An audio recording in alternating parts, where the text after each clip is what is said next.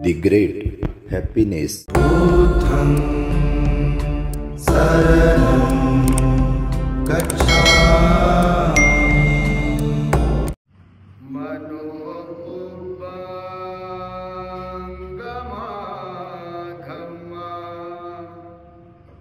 मनोसिद्धा मनोमया मनसाचे पदुठेन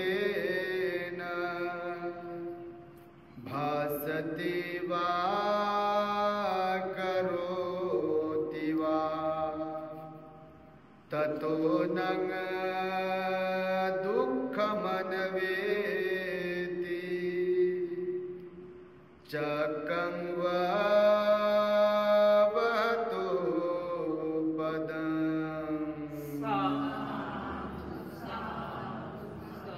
संपूर्ण विश्वाला ज्यांनी सुख शांती मानवता तथा दुःख मुक्तीचा आर्य संदेश दिला असे ते दुःख मुक्तीचे मार्गदाता दुःख मुक्त महामानव महान कारुणिक तथागत भगवान सम्यक संबुद्ध तथागतांनी आपल्या शुद्ध प्रज्ञेतून निर्मिलेला सद्धम्म आणि त्याच सद्धम्माचा गेली 2500 वर्षांपासून सातत्याने अहोरात्र प्रचार आणि प्रसार करणारा पूजनीय भिक्खू संघ या महान आणि सर्वश्रेष्ठ अशा त्रिरत्नांना प्रथमतः त्रिवार अभिवादन करतो।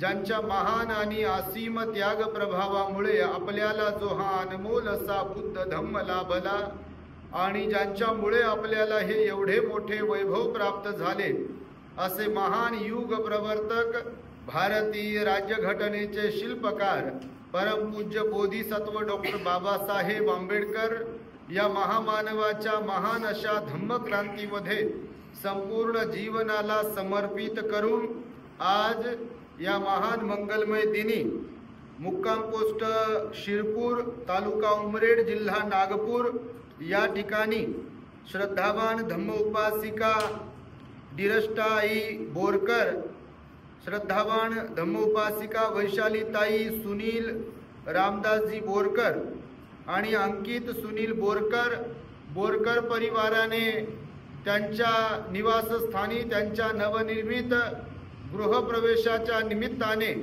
बुद्धपूजा परित्राण मंगलमैत्री भोजन दान आणि धम्मदेसनेच्या कार्यक्रमासाठी आम्हाला या ठिकाणी निमंत्रित केलाय। तेव्हा आपल्या या शिरपूरमधील या महाप्रज्ञा बुद्ध विहारामध्ये धम्मदेसना देण्यासाठी माझ्या समवेत उपस्थित असलेले ज्यांनी आताच आपणास सुंदर अशी धम्मदेसना देऊन उपकृत केले असे प्युरिटी ऑफ माइंड या यूट्यूब चॅनलचे संचालक भिक्खू धम्मबोधीजी थेरो ज्यांनी आपणास प्रारंभी धम्मदेसना दिली असे सर्च रिसर्च या यूट्यूब चॅनलचे संचालक पूजनीय भिक्खू एन धम्मानंदजी थेरो संपूर्ण बोरकर परिवार त्यांचे नातेवाईक आप्तेष्ट गावातीलही सर्व श्रद्धावान उपासक उपासिका बालक तथा बालिकांनो तद्वतच दी ग्रेट हॅपीनेस या आपल्या यूट्यूब चॅनलचे सर्वच दर्शक सर्वप्रथम तुम्हा सर्वांच्या प्रती मंगल मैत्री सद्भावना व्यक्त करतो आणि आपणा सर्वांच्या दुःख मुक्तीकरिता तथागत भगवान बुद्धांद्वारा शिकविलेल्या धम्मोपदेशास प्रारंभ करतो। आपण सर्वांनी शांत एकाग्र आणि श्रद्धायुक्त चित्ताद्वारे या अनमोल बुद्धवाणीला आपल्या हित सुखाकरिता श्रवण करावे ग्रहण करावे। आज श्रद्धावान धम्म उपासक आयुष्मान सुनीलजी बोरकर यांच्या निमंत्रणावरून आम्ही इथे उपस्थित आहोत। आम्हाला हर्ष होतोय। मागच्या वेळेला सुद्धा बोरकर साहेबांनी आम्हाला पिपल डोर नावाचं जे गाव आहे मला वाटतं इथून 4-5 किलोमीटर वरती आहे तिथे सुद्धा धम्मदेसनेसाठी जाहीर धम्मदेसनेसाठी त्यांनी निमंत्रित केले होते आणि आजही ॲक्च्युली हा घरगुती कार्यक्रम असताना देखील खरं तर घराचं काम पूर्ण झालं नाही आहे पण आमची तारीख मिळत नाही याची त्यांना जाणीव असल्या कारणाने ते नेहमी आमच्या संपर्कात असतात। मला वाटतं या बुद्ध विहारात ते सर्व गावकऱ्यांना धम्मदेसनाही ऐकवतात आपल्या यूट्यूब चॅनलच्या माध्यमातून आणि त्यामुळे त्यांना माहिती आहे भंतेजींचा शेड्यूल बिझी असते आता ही बघा मार्च पर्यंत सर्व तारखा बुक आहेत एकदम, म्हणजे अशा तारखा बुक असल्या कारणाने बोरकर साहेबांनी ही संधी साधली आणि घर पूर्ण होण्याच्या अगोदरच भंतेजी पुढच्या वर्षी भेटतील की नाही याची त्यांना काही शाश्वती नव्हती आणि त्यामुळे त्यांनी गृहप्रवेशाच्या कार्यक्रमाला आम्हाला बोलावलं. आम्हाला आनंद झाला. अत्यंत सुंदर असं घर त्यांनी बनवलंय. जरी ते पूर्ण झालं नाही तरी मात्र सुंदर असं घर बनवलंय. तेव्हा त्या गृहप्रवेशाच्या निमित्ताने बोरकर परिवाराचं अभिनंदन म्हणून, कौतुक म्हणून आपण सर्वांनी एकदा टाळ्यांच्या गजरांमध्ये त्यांचं स्वागत करू. गृहप्रवेशाचा कार्यक्रम म्हटलं की लोकांची लगबग असते. पाहुणे त्यांचे आहे, त्यांना अष्टगंध लावा रे, त्यांची उठाठेव करा रे, जेवू घाला रे, कोणी आलं काय नाही आलं काय, कुणाला जय भीम केला का नाही केला का, त्यांचे रुसणे फुगणे ह्या सगळ्या गोष्टी असतात आणि म्हणून लोकांना काही वेळ नसतो. कारण गृहप्रवेश हा खाजगी कार्यक्रम झाला, परंतु आगळा वेगळा हा गृहप्रवेश आपल्या शिरपूर गावामध्ये होतो आहे.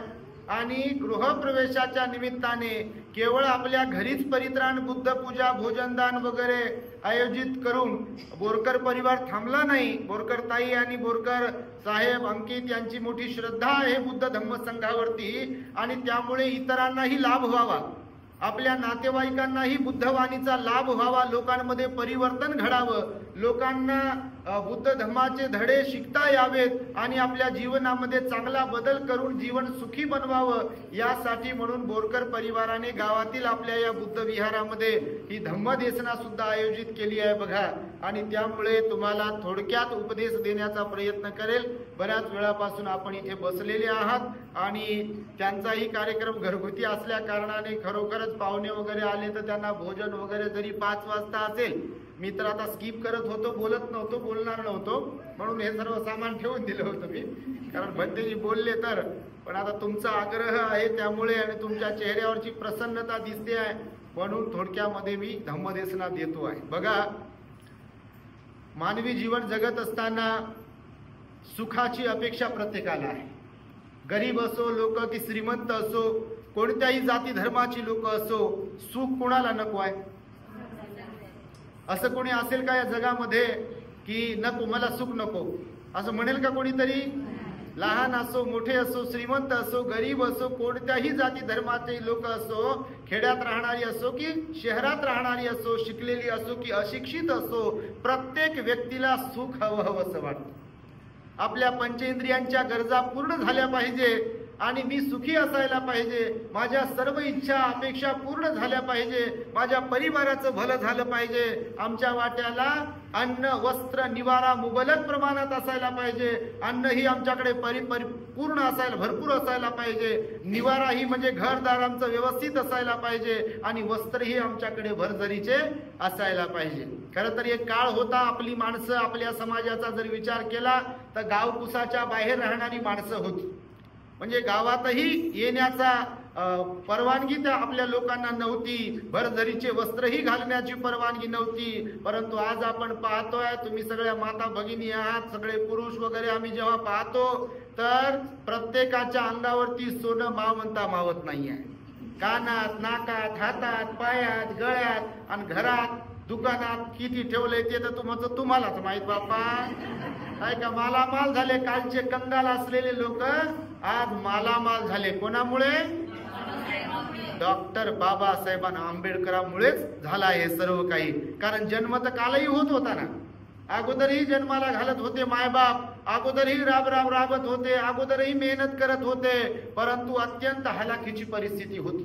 18 विश्व दारिद्र्य होतं, शिक्षणापासून वंचित होते, वैभवापासून, श्रीमंतीपासून, माना सन्मानापासून वंचित होते, स्वच्छतेपासून, स्वाभिमानापासून वंचित होते.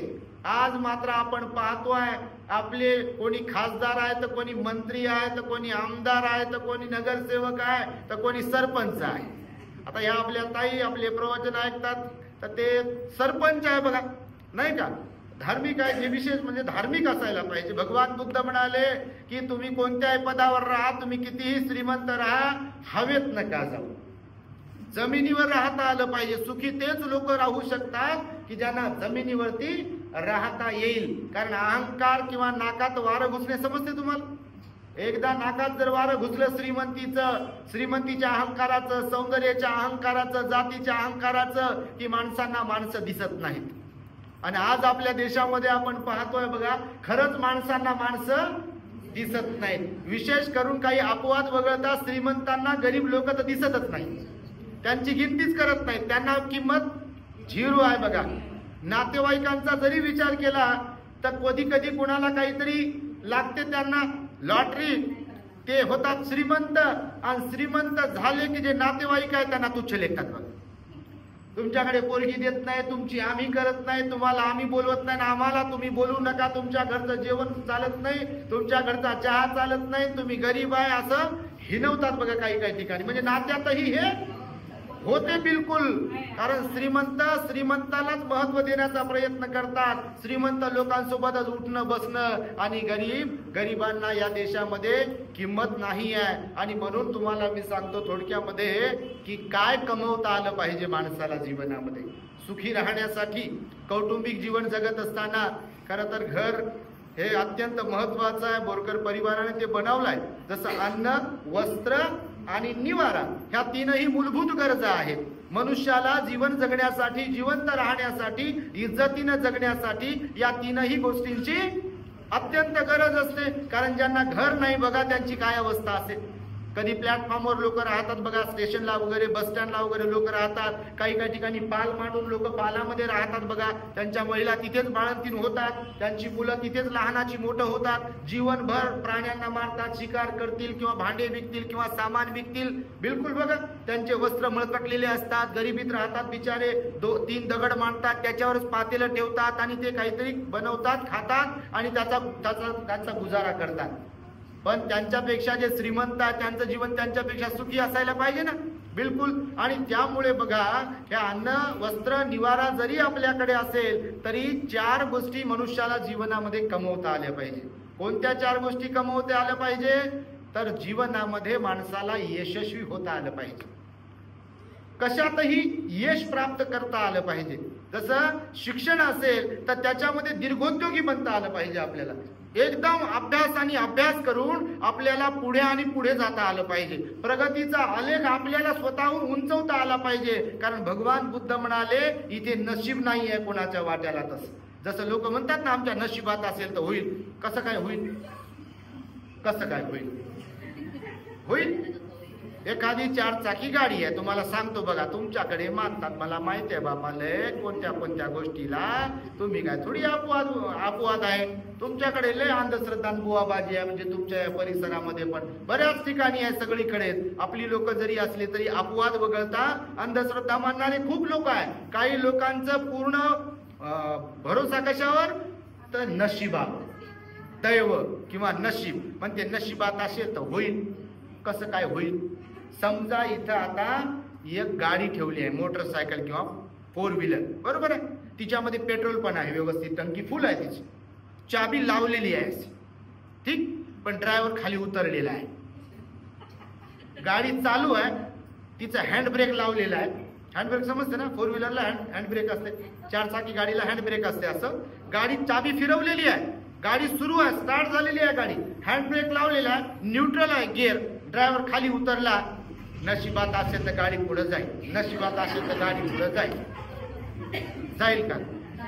ती गाडी चालू आहे, इंधन जळत आहे, जेवढं पेट्रोल आहे तेवढं पेट्रोल जळून जळून जळून जळून जळून टंकी खाली झाली की गाडी आपोआप बंद पडेल, पण पुढे जाणार नाही. जर ड्रायव्हर ड्रायव्हिंग सीटवर बसला, त्यानं हँड ब्रेक उतरवलं खाली आणि गिअर मध्ये गाडी टाकली, स्टेरिंग पकडली, एक्सलेटर दिलं, तर मात्र गाडी पुढे पुढे जाईल. ती गाडी BMW असो का मर्सिडीज असो का अजून कोणती गाडी असो, आपोआप पडते का?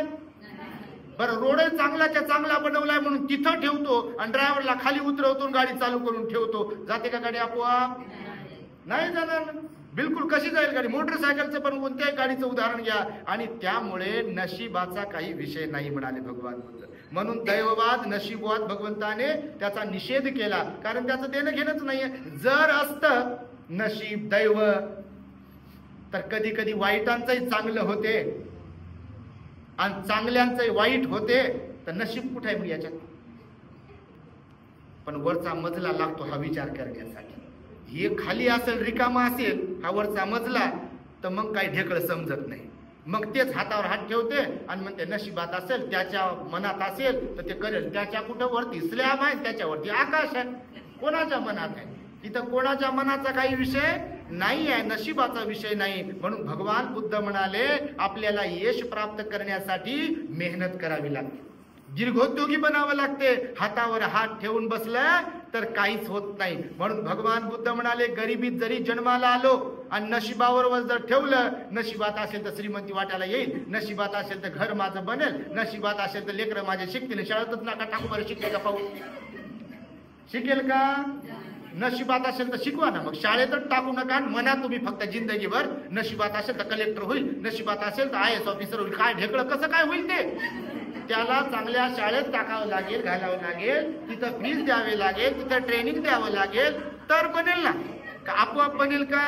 आपोआप काहीही होत नाही या जगात. तुमच्या माहितीसाठी सांगतो, आपोआप होईल का काही?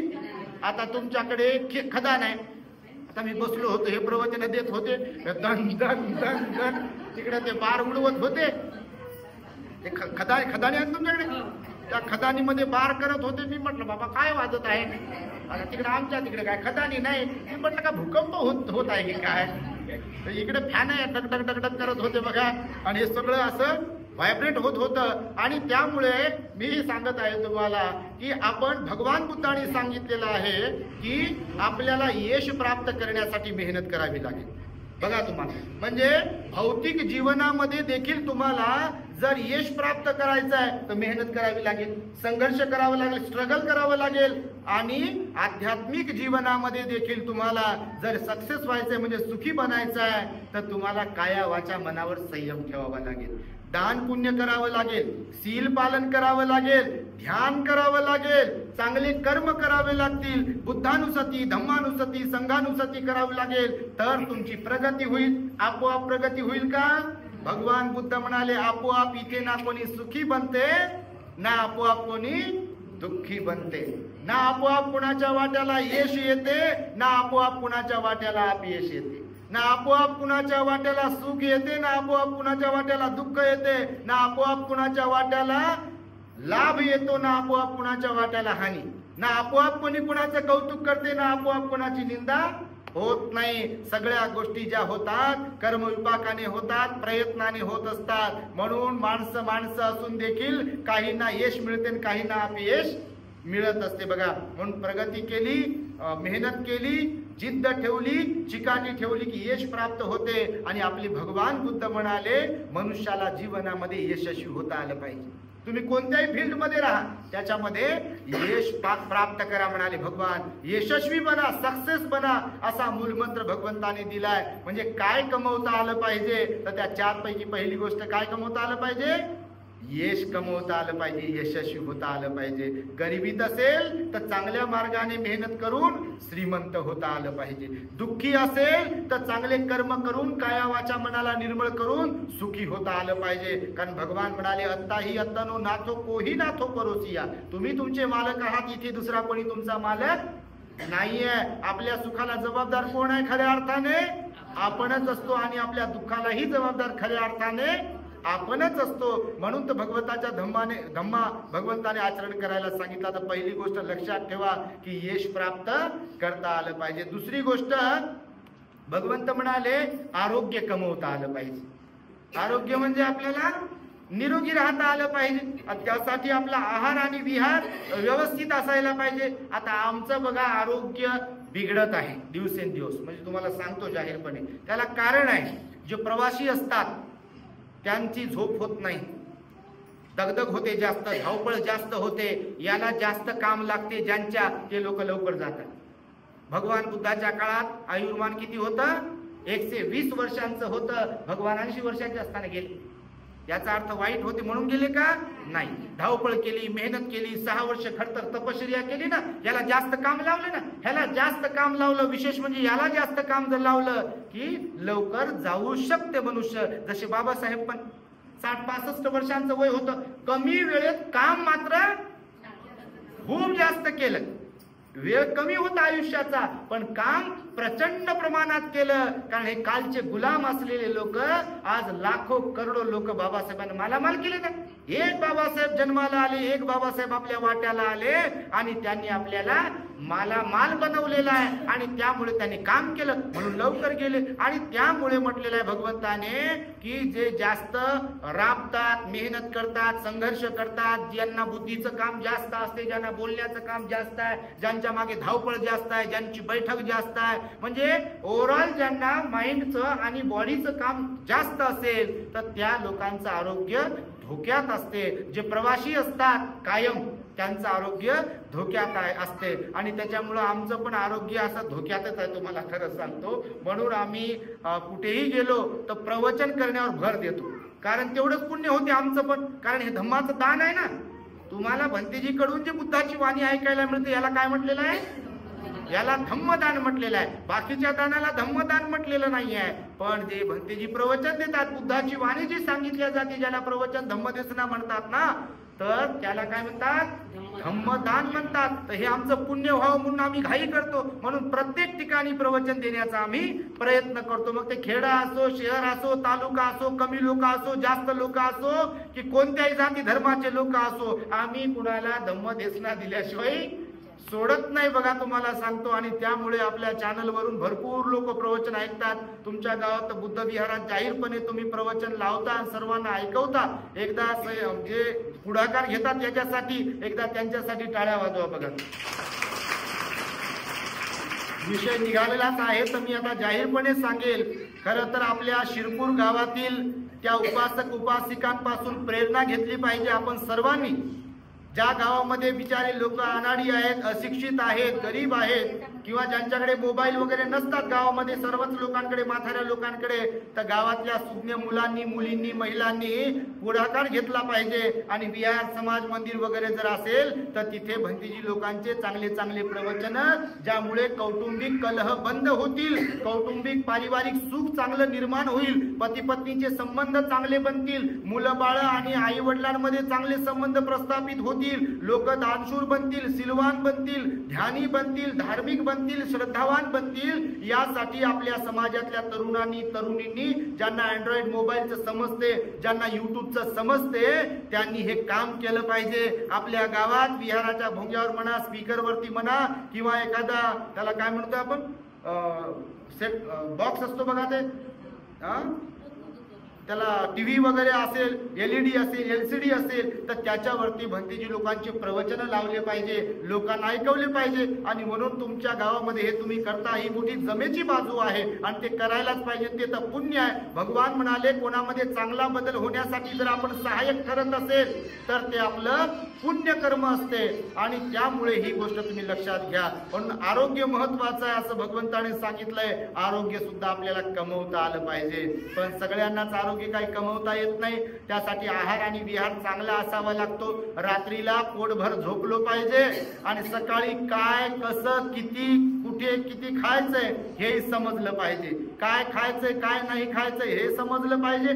किती खायचंय हे समजलं पाहिजे. कसं खायचंय, किती मात्रा घेऊन खायचंय तेही समजलं पाहिजे. याचं गणित जर जमलं तर माणसाचं आरोग्य चांगलं राहू शकते. सकाळी ध्यान केलं पाहिजे, एक्सरसाइज केलं पाहिजे. बघा आमच्याकडून हे होत नाही, तुम्हाला मी म्हणजे बोलतानाच सांगतो, कारण आम्ही धर्माचा प्रचार आणि प्रसार करतो. पण तुम्ही किंवा जे लोक घरी राहतात, म्हणजे एकाच ठिकाणी असतात, त्यांनी मनावर घेतलं पाहिजे. म्हातारे लोक असो, तरुण असो, स्त्रिया असो की पुरुष असो, प्रत्येकाने आपल्या आहारावर आणि विहारावर लक्ष दिलं पाहिजे. विशेष म्हणजे स्वच्छ राहिलं पाहिजे, नीटनेटकं राहिलं पाहिजे. आता मी बघा दररोज लोकांना सांगतो, लोकांचा अपमान हो म्हणून सांगत नाही. भोजन घेताना, आम्हाला भोजन वाढताना आम्ही लोकांना आवर्जून आता सांगत आहोत की बा हात स्वच्छ धुवून घ्या डेटॉलने. कारण बरेच आजार बघा आपल्या अस्वच्छतेमुळे होत असतात. तुमच्या माहितीसाठी सांगतो, आपण इकडे हात लावतो, इकडे हात लावतो, कुठे हात लावतो नाही का, कुठे जातो आपण बाथरूमला वगैरे जातो आणि साध्या पाण्याने असेच हात धुतले किंवा नाही धुतले आणि त्यानंच जर जेवण वाढलं पाहुण्यांना, घरच्या लोकांना, लेकरांना आणि भंतेजी आले त्यांना पण, तर हाताने बिमारी वाढवणार की नाही? नाही का, नाकाला हात लावत असतो आपण, तोंडाला हात लावत असतो, आपल्याला लक्षात राहत नाही की हात कुठं कुठं गेला, कारण आपण कबूलच करत नाही की आपल्याकडून काही मिस्टेक होत असेल, चूक होत असेल म्हणून. तर म्हणून बघा आम्ही सांगतो आता लोकांना की भोजन वाढण्याच्या अगोदर तुम्ही फुलाला हात लावले असतील, कुठं कुठं हात लावले असतील, चादराला हात लावले असतील, नाही का, लावतात ना लोक. आता बघा लोक फुलांनी आमचं स्वागत करतात आणि घाई असते म्हणून कधी कधी आता 12 वाजले की काय वाटते लोकांना, तर काय होते 12 वाजल्या, ठीक आहे भोजन दिलंच पाहिजे बाबा, पण असं काही नाही की असा काटा हल्ल्यावर भोजन समजतात. आता भगवंत म्हणाले प्रवासात उशीर झाला, भिक्षूंना तर काय उपाशी राहायला सांगितलं का? माहिती आहे का तुम्हाला उपाशी राहायला सांगितलं का? नाही उपाशी राहायला सांगितलं. तर काही लोकांना फार घाई, ते फुलं बिलं ते वाहिलेले असतात, असे टाकलेले असतात स्वागताचे, आणि लगे भंतीला भोजनाची उशीर होऊ नये म्हणून त्याच हाताने मग भाकर मोडायची, त्याच हाताने काय वाढायचं. तर तुम्हाला खरंच सांगतो, तुम्ही मायबाप आहात म्हणजे वाईट नका वाटू देऊ, पण सांगतो, सूचना करतो आहे, कधीही भंतेजींच्याच संदर्भात नाही, घरी सुद्धा घरच्याही लोकांना भोजन वाढताना अगोदर हात स्वच्छ धुवूनच घेतले पाहिजे. तुमच्या माहितीसाठी सांगतो. पाणी कधी कधी बघा, आता आम्हाला डॉक्टरने सांगितलं कोमट पाणी पितरा, आणि जमलं तर फिल्टर पाणी पितरा. प्रत्येक गावातलं पाणी पिलं तर हे बिघडते बघा, सगळंच बिघडते सिस्टम. आता आजकाल काय माहित नाही, आता वय वाढू लागला आमचं पण, तर इकडचं तिकडचं कुठलं पाणी पिलं ना की आजार होत आहे, सर्दी होत आहे, खासी होत आहे, आणि भरपूर प्रॉब्लेम क्रिएट होत आहे. तर त्यामुळे आता लोकांना सांगतो कधी कधी बा, बिस्लरी पाणी असेल, फिल्टरचं पाणी असेल तुमच्या, तर ते पाणी दिलं पाहिजे, पण थंड पाणी देऊ नका, फ्रीज मधलं तर अजिबातच देऊ नका. तर त्या पाण्याला गरम करत राहा. तर काही बिचाऱ्या लोकांना समजत नाही, गरम झाले की नाही बुडबुडून पाहते. अंकित आता आला ते मला म्हणजे बाबा, त्याला म्हटलं पाणी दे बाळा पियाला मला, तर ते घेऊन जाताना त्याला मी अगोदरच सांगितलं, म्हटलं बा घेऊन जा पाणी, पण गरम झाले का तर बोट बुडून पाहू देऊ नको, म्हणजे वाईट नका वाटू देऊ. ही गोष्ट फार महत्वाची आहे, ही गोष्ट लक्षात घेतली पाहिजे. बघा तुम्हाला सांगतो, तर पातेला असेल, पातेल्यात टाकलं की नाही पाणी, तर पातेल्याला हात लावून पाहायचं. तर आमच्याकडे ते आम्ही टूरवर वगैरे जेव्हा जातो तर ते केटल सोबत घेऊन जातो, गरम पाणी करण्यासाठी केटल सोबत घेऊन जातो टूरवर वगैरे, समजा आम्ही असेल कुठं तर मग ते त्याच्यात पाणी टाकतो ना, तर ते झाकण उघडून काय बोट बुडून पाहत नाही, आणि साईडला हात लावून पाहायचं गरम झाले का नाही का, आणि समजते मग पातेल्याला हात लावता येते नाही एवढं कुठं गरम, 100 डिग्री सेल्सिअस थोडी गरम करायचं आपल्याला, थोडंसं कोमटपेक्षा जास्त समजा तर गरम करायचं. तर हे विषय निघाला म्हणून तुम्हाला सांगितलं. आरोग्याच्या दृष्टिकोनातून ही गोष्ट अत्यंत महत्वाची आहे की स्वच्छ राहिलो पाहिजे. घरही आपलं नीटनेटकं ठेवलं पाहिजे म्हणाले भगवान बुद्ध. कपडे नीटनेटके स्वच्छ ठेवले पाहिजे भगवान बुद्ध म्हणाले. कान नाक डोळे आंघोळ करताना स्वच्छ साफ केले पाहिजे. भगवंतानं शिकवलं. तुमच्या माहितीसाठी सांगतो की स्वच्छता ही अत्यंत आवश्यक आहे. ती घरात असो की बाहेर असो, स्वच्छ नीटनेटकं. बाबासाहेब बघा, आपले बाबासाहेबांचा कोणताही फोटो बघा तुम्ही, एक अत्यंत नीटनेटके आहेत बघा बाबासाहेब. असे केस विस्कटलेले आहेत किंवा काय तोंड वेगळं खराब झाले असा दिसला फोटो तुम्हाला? तुम्ही कोणताही फोटो बघा, टाय सूट बुटात कोटात चष्मा लावलेला टोपी घातलेली बाबासाहेबांना मस्त असे बाबासाहेबांचे पोज देऊन फोटो आहेत बघा. कारण बाबासाहेब म्हणायचे, मी जो आहे, मी जो वागतोय, माझा जो सूट बूट टाय कोट आहे, माझं जे राहणीमान आहे, माझं जे शिक्षण आहे, माझा जो दर्जा आहे, माझं जे वर्तन आहे, माझी प्रत्येक गोष्ट माझ्या समाजाने घेतली पाहिजे अशी माझी अपेक्षा आहे म्हणाले बाबासाहेब. आणि म्हणूनच की काय आज आपल्या समाजामध्ये पहा, लोक खरोखरच बाकीचं विचारांचं सोडा, विचार घेतले की नाही ते माहित नाही. कारण भीमके लागते जिगर आजही अर्ध्यापेक्षा कमी धर आणि अर्ध्यापेक्षा जास्त उधरच आहे. परंतु राहणीमानाच्या बाबतीत जर विचार केला तर बऱ्यापैकी लोकांमध्ये सुधारणा झालेली आहे. लग्नात वगैरे जेव्हा लोक आम्हाला बोलवतात कधी कधी काही कार्यक्रमांमध्ये, तर आम्ही पाहतो बापा, मोठमोठ्या उच्चभ्रू लोकांना लाजवेल एवढे आपले लोक. सुंदरता तर आहेच आहे, त्याच्यात तर काय बिलकुल तीळ मात्र शंकाच नाही. नाका डोळ्यानं सुंदर ते सुंदरच आहेत, परंतु कपडे वगैरे दाग दागिने घड्याळ मोबाईल काय काय काय काय तालच पहा.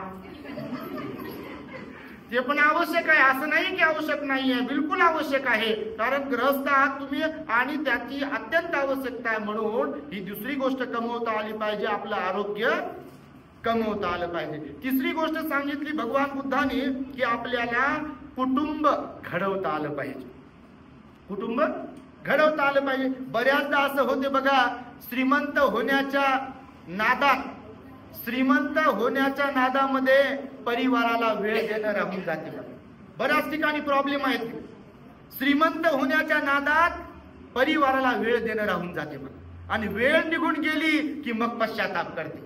आईला वेळ दिला नाही हो, वडिलांना वेळ दिला नाही हो, मुलांना वेळ दिला नाही हो, बायकोला वेळ दिला नाही हो, नवऱ्याला वेळ दिला नाही हो, घरच्यांना वेळ दिला नाही हो, आजीला आजोबाला वेळ दिला नाही, स्वतःला वेळ दिला नाही हो. असं कधी कधी होते. आणि पश्चातापाची जेव्हा वेळ येते ना आपल्यावर, कधी पण कोणत्याही बाबतीमध्ये, तेव्हा वेळ निघून गेलेली असते. भगवंताने सांगितलं पश्चातापाची वेळ येणार नाही, यासाठी तुम्ही सतर्क राहिलं पाहिजे, सावध राहिलं पाहिजे. आणि त्यामुळे स्वतःच्या कुटुंबाकडे लक्ष दिलं पाहिजे. पण कुटुंबाकडे लक्ष देणं म्हणजे काय, तर फक्त त्याला श्रीमंतच करणं एवढंच लक्ष देणं नाही. फक्त मुलांना शिक्षण देणं म्हणजे त्यांच्याकडे लक्ष देणं नाही, तर श्रीमंत होत असताना, श्रीमंतीकडे जात असताना संस्काराकडेही लक्ष दिलं पाहिजे, नाही का.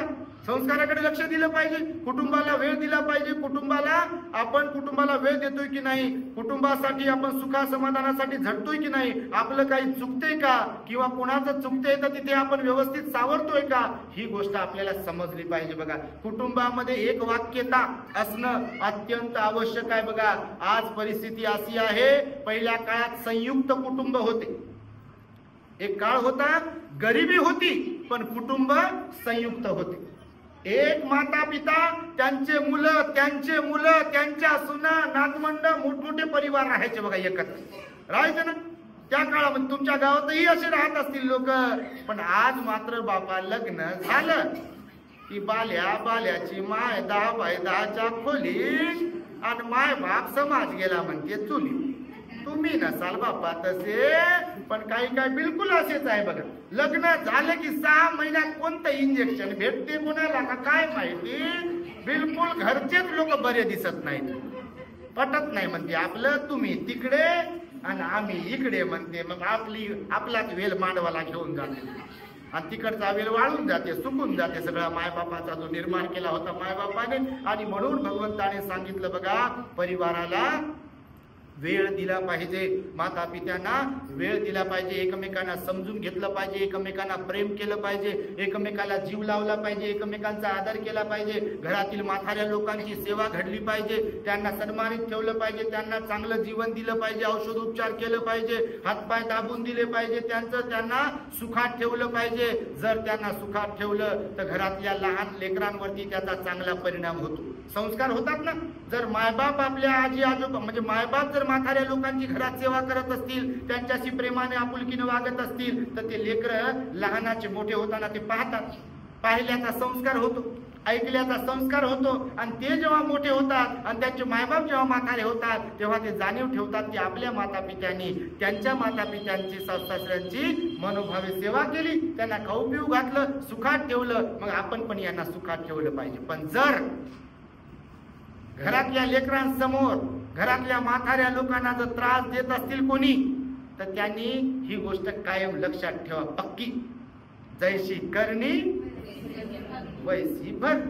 पोरांना शाळेत कोणत्या घाला, ते नोकरीला लागतील, पण जर लहानपणी त्यांना संस्कार जसे भेटले तसेच ते बनणार, म्हणजे बनणार. ही काळ्या दगडावरची रेष आहे, हे लक्षात ठेवा. म्हणून तुम्हाला ज्या मायबापाला वाटते की आपल्या लेकरांनी म्हातारपणात आपली काठी व्हावी, बनावी, आपला आधार बनावा, आपली सेवा करावी, तर त्यांचं कर्तव्य आहे त्या मायबापाचं की त्यांच्या घरातल्या आई वडील आणि सासऱ्यांची त्यांनी सेवा केली पाहिजे.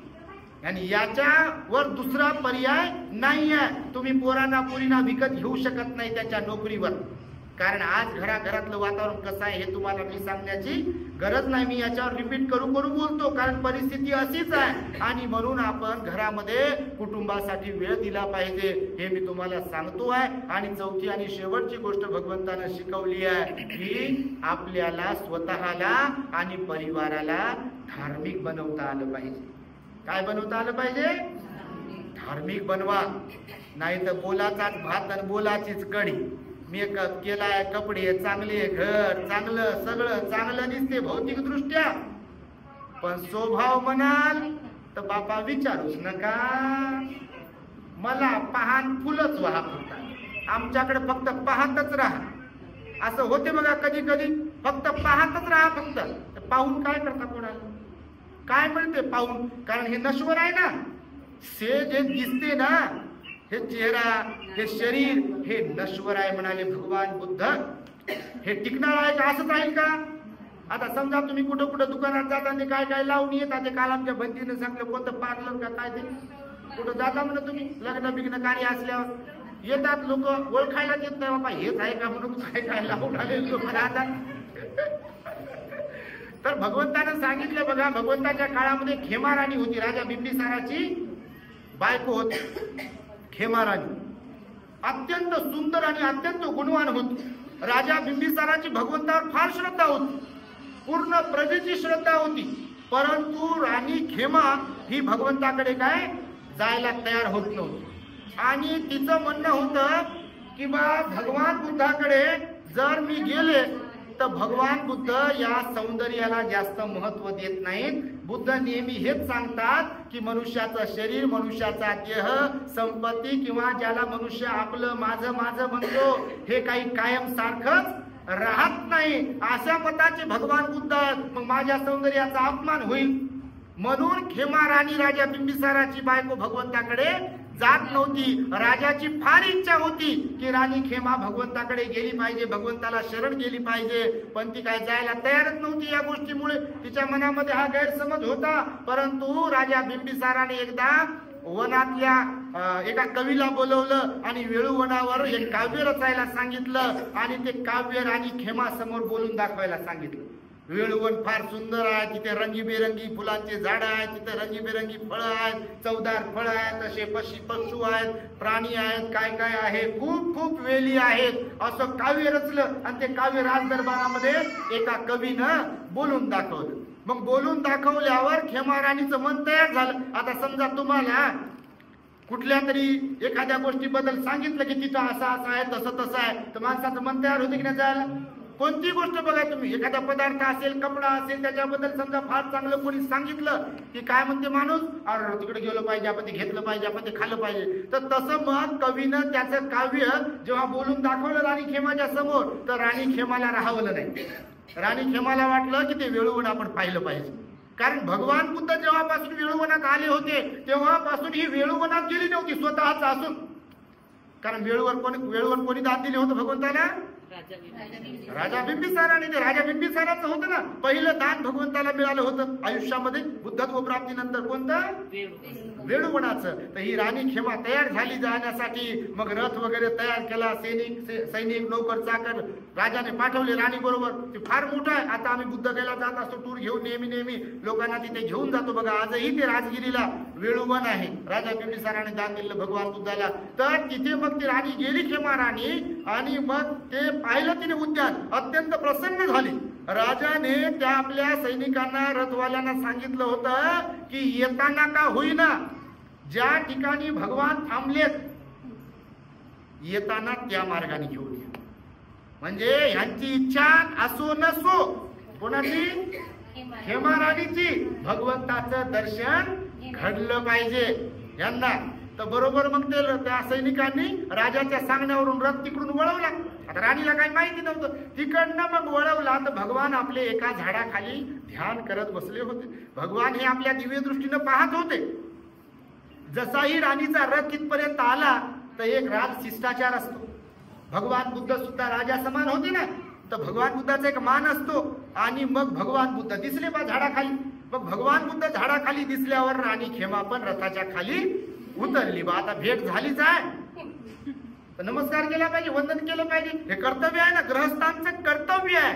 जे गुरु समान असतात, जे ज्ञानी असतात, जे सिलवान असतात, जे विनयधारी असतात, त्यांना हात जोडले पाहिजे, त्यांना वंदन केलं पाहिजे, त्यांचे पाय धुतले पाहिजे. हे पुण्य आहे तुमच्यासाठी. हे भगवंताचं वचन आहे. म्हणजे आम्ही सांगतो म्हणून नाही आहे. तुम्ही बौद्ध साहित्याचा अभ्यास केला तर तुमच्या लक्षात येईल. आणि मग राणी खेमा रथाच्या खाली उतरते आणि उतरल्यानंतर भगवंताला जाऊन नमस्कार करते. जशी राणी तिथे आणि भगवान इथे. भगवंताकडे अनेक बल असतात. तुमच्या माहितीसाठी सांगतो. बुद्ध म्हणजे काय तुम्हाला समजून घ्यायचं असेल तर आपल्या दी ग्रेट हॅपीनेस वरचे प्रवचन ऐका. तुमच्या लक्षात येईल की बुद्ध म्हणजे फक्त मूर्ती नाही, असंख्य गुणांची खाण आपले भगवान बुद्ध होते. ते बुद्ध म्हणजे काय तर तुम्हाला लक्षात येईल. आणि मग जशी खेमा राणी तिथे, भगवान बुद्ध इथे, भगवान बुद्धाने आपल्या रिद्धिबलाने खेमा राणीला दिसेल अशा आपल्या आजूबाजूला खेमा राणीच्या सौंदर्यापेक्षा सुंदर अशा तरुणी आपल्या बाजूला उभ्या केल्या आणि त्या तरुणी भगवान बुद्धाला हवा घालत होत्या. आता जेव्हा आपल्यापेक्षा वरचढ आपल्यापेक्षा भारी कोणी जर आपल्याला दिसेल तर आपला जो गर्व असतो त्या बाबतीतला आपला जो अहंकार असतो तो बिलकुल होते तसं बघा तुम्हाला सांगतो. आणि खेमा राणीला वाटलं मी माझ्या सौंदर्याचा एवढा गर्व करत होते आणि इथं तर भगवान बुद्धाला माझ्याही पेक्षा कितीतरी पटीनं सुंदर मुली हवा घालत आहे, सेवा करत आहे भगवान बुद्धाची. अर माझं गणित काहीतरी चुकलं असं तिच्या लक्षात आलं आणि भगवंताने आपल्या रिद्धिबलाने त्या मुलींना म्हणजे ते रिद्धिबल होतं भगवंताच्याकडे ते एक हे असते बल असते तसं दाखवतात भगवान बुद्ध. कुणालाही दाखवत नाहीत पण कुणाच्या मनात अशा प्रकारचा भाव जर उत्पन्न झाला तर भगवान त्यांना ते तसं परिवर्तित करण्यासाठी त्यांच्यात चांगला बदल व्हावा, धम्माचा लाभ व्हावा म्हणून तसं दाखवत होते भगवान बुद्ध. याला काही चमत्कार वगैरे म्हणायचा विषय नाही. तर भगवंतानं मग राणीला दाखवलं की ज्या तरुणी होत्या ना त्या हळूहळू वयस्कर होत होत्या, हळूहळू त्यांचं वय वाढत होतं. मग ह्या सुरकुत्या येत होत्या इथे. हे जी आपली त्वचा असते तारुण्यात बघा चांगली दिसते आणि नंतर म्हातारपणात ही त्वचा सुरकुत्या पडते. हे कान असे लुळे पडतात बघा, डोळे खोलखोल जातात, हे भोया पण केस पांढरे होतात, वरच्या डोक्याचे केस पण पांढरे होतात. हळूहळू आपण असं झुकतो, वागतो, कमरेतून वागतो, गुडघे काम करत नाही आणि असं दाखवत दाखवत भगवंतानं त्या स्त्रियांना पोरींना एकदम हाडाचा सापळा झालेलं जमिनीवर गळून पडलेलं दाखवलं. आणि ती खेमा राणी पाहते हे सगळं काही तर तिच्यामध्ये वैराग्याचा भाव उत्पन्न होतो. अर मी एवढे वर्ष माझे वाया घालवले, मी वेगळ्याच भ्रमात होते, मी वेगळाच विचार करत होते. या सौंदर्यामुळं मी अडसर बनले स्वतःच्यासाठी, धम्माचा लाभ नाही झाला, मला भगवंताचं दर्शन एवढे वर्ष मला भेटलं नाही. आता मात्र माझी चूक माझ्या लक्षात आली, भगवंताला तिने माफी मागितली. ओकास वंदावी भन्ते द्वारते नकतन सबंग अपराधन खम तुम्ही भन्ते दुती अंपी तती अंपी. भगवान मला क्षमा करा, माफ करा, मी वेगळ्याच आविर्भावात होते. जीवन खरंच नश्वर आहे, क्षणभंगूर आहे, कशाचा अहंकार वगैरे बाळगणं काही चांगलं नाहीये. आणि म्हणून ती भगवंताला शरण येते. नंतर राजाकडे जाते, राजाला म्हणते महाराज मला परवानगी द्या. कशाची? भिक्खुनी बनण्याची परवानगी. आता राजाची इच्छा नसते कारण ती फार सुंदर असते आणि जेवढी सुंदर तेवढीच गुणवान असते.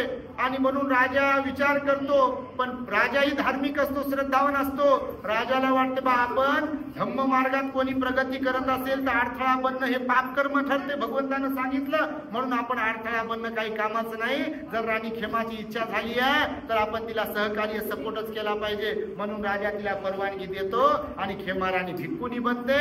आणि भिक्खुनी बनल्यानंतर ध्यान करते, मनन करते, चिंतन करते आणि अरहंतापैकी एक होते. महाप्रज्ञावान भिक्खुनी म्हणून ती अग्रश्राविका बनते भगवान बुद्धाची. अशी बौद्ध साहित्यामध्ये राजा बिंबिसाराची पत्नी भगवान बुद्धाला शरण गेली आणि अरहंतापैकी एक झाली. अशा प्रकारचं एक घटना भगवंताच्या काळात घडली बघा. आणि म्हणून आपण आपल्या परिवाराला स्वतःला धार्मिक बनवलं पाहिजे. आपण किती पैसेवाले आहोत, किती सुंदर आहोत, किती गुणवान आहोत, आपण किती हुशार आहोत, किती पुस्तकं वाचले, आपण किती शिकलो, हे महत्वाचं असण्यापेक्षा त्याही पेक्षा महत्वाचं आहे की आपण धार्मिक आहोत की नाही. आणि धार्मिक म्हणजे काय तर या वाणीवर आपला संयम असायला पाहिजे, या मनावर आपला संयम असायला पाहिजे, या शरीरावर आपला संयम असायला पाहिजे. पंचशिलेचं पालन करणारे आपण असलो पाहिजे म्हणजे आपण धार्मिक आहोत. आठवड्यातून एक दिवस आर्य उपवासाचं पालन करू शकलो पाहिजे म्हणजे आपण धार्मिक आहोत. आपण बुद्ध धम्म संघावरच श्रद्धा ठेवणारे असलो पाहिजे म्हणजे आपण धार्मिक आहोत. आपण परोपकारी असलो पाहिजे तरच धार्मिक आहोत. आपण माणसं जोडणारे असलो पाहिजे तरच धार्मिक आहोत. आपल्या घरादारासोबत, आपल्या माणसांसोबत, समाजासोबत प्रामाणिक असलो पाहिजे तरच आपण धार्मिक आहोत. विश्वासाचं नातं एकमेकांच्या सोबत टिकवणारे आपण बनलो पाहिजे तरच आपण धार्मिक आहोत. आणि निश्चितच आपले जे बोरकर साहेब, बोरकर ताई, त्यांचा परिवार आणि तुम्ही सुद्धा धार्मिक आहात. धार्मिक असणं हे कुटुंबासाठी आणि वैयक्तिक जीवनासाठी, सार्वजनिक जीवनासाठी सुद्धा अत्यंत महत्वाचं असते. आणि म्हणून आपण या 4 गोष्टी कमवाव्यात यासाठी मी तुम्हाला थोडक्यात ह्या शिकवलेल्या आहेत. ते तुम्ही लक्षात ठेवा. एक तर जीवनामध्ये यशस्वी बनण्यासाठी प्रयत्न, संघर्ष, मेहनत, दीर्घोद्योगी असायला पाहिजे आणि यशस्वी बनायला पाहिजे. दुसरी गोष्ट आपलं आरोग्य चांगलं बनवता आलं पाहिजे, ते कमवता आलं पाहिजे, आरोग्य कमवता आलं पाहिजे. तिसरी गोष्ट आपल्याला कुटुंबाला वेळ देता आलं पाहिजे, कुटुंब चांगलं बनवता आलं पाहिजे, कुटुंब कमवता आलं पाहिजे. चौथी आणि शेवटची गोष्ट म्हणजे परिवाराला स्वतःला खऱ्या अर्थाने धार्मिक बनवता आलं पाहिजे, तरच आपण सुखाने जीवन जगू शकतो. असा या धम्मदेशनेचा सारांश आहे, अर्थ आहे. निश्चितपणे आपण सर्वजण बुद्धाच्या वाटेवर, बुद्धाच्या मार्गाने चालाल, बाबासाहेबांच्या मार्गावर चालाल, बाबासाहेबांच्या विचारांचं, भगवान बुद्धांच्या तत्वाचं तुम्ही पालन कराल आणि जीवनामध्ये सुखी बनाल. अशा प्रकारची मंगल आणि उदात्त कामना व्यक्त करतो. आज या गृहप्रवेशाच्या निमित्ताने आयुष्यमान श्रद्धावान उपासक आणि उपासिका वैशालीताई सुनील बोरकर या दाम्पत्याने परिवाराने आम्हा भिक्खू संघास या आपल्या छोट्याशा शिरपूर गावामध्ये, तालुका उमरेड, जिल्हा नागपूर या ठिकाणी निमंत्रित करून हे महान पुण्य संपादन केलं, दान पुण्य करून आणि धम्मदेशनेचं आयोजन करून. तेव्हा या पुण्य बलाने बोरकर परिवारास मिळालेल्या आयुष्यामध्ये क्षण प्रतिक्षण सुख, शांती, समाधान, आयुष्य, आरोग्य आणि बल प्राप्त व्हावे अशा प्रकारची मंगल आणि उदात्त कामना व्यक्त करून मी माझ्या शब्दांना इथे पूर्ण विराम देतो. भवतु सर्वमंगलं रक्षन्तु सर्वदेवता सर्वबुद्धानुभावेन सदा सुखी भवन्तु ते. भवतु सर्वमंगलं रक्षन्तु सर्वदेवता सर्वधर्मानुभावेन सदा सुखी भवन्तु ते. भवतु सर्वमंगलं रक्षन्तु सर्वदेवता सर्वसंघानुभावेन सदा सुखी भवन्तु ते.